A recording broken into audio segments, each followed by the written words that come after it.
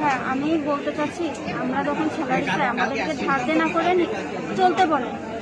আর এখানে আমি আমার সমস্যাটার কথাই বলি। আমার আব্বু একজন কৃষক, আমার আব্বুর এমন ইনকাম নাই একজন কৃষকের যা থাকে, এবং আমার বড় কোনো ভাই নাই আমাকে সাপোর্ট দেওয়ার মতো। তো আমি এখান থেকে চলে যেতে চাচ্ছি। আমার স্যালারি আমি টোটাল ক্যাশ নিতে চাই, এটা হচ্ছে আমার দাবি। আমারও সেম দাবি, আমরা চলে যেতে চাই, আমাদের ক্যাশ টাকা যেন হাতে দেওয়া হয়। 37,000 ভিতরে আমরা যেন স্যালারিটা যেন পাই।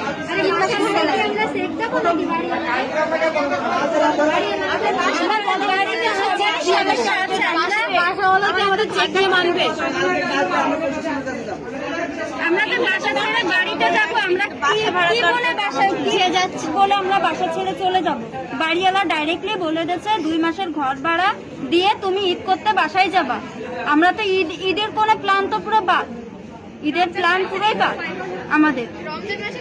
আমার বাড়ি একটা ছোট একটা বোন আছে, সে স্কুলে যায়, সে বলে আপা আমার তুই তো চাকরি করিস, আমাকে একটু গাড়ি ভাড়ার জন্য, আমি প্রাইভেট করতে যাবো, গাড়ি ভাড়ার জন্য টাকা দিস, সেই টাকাও আমি দিতে পারিনি।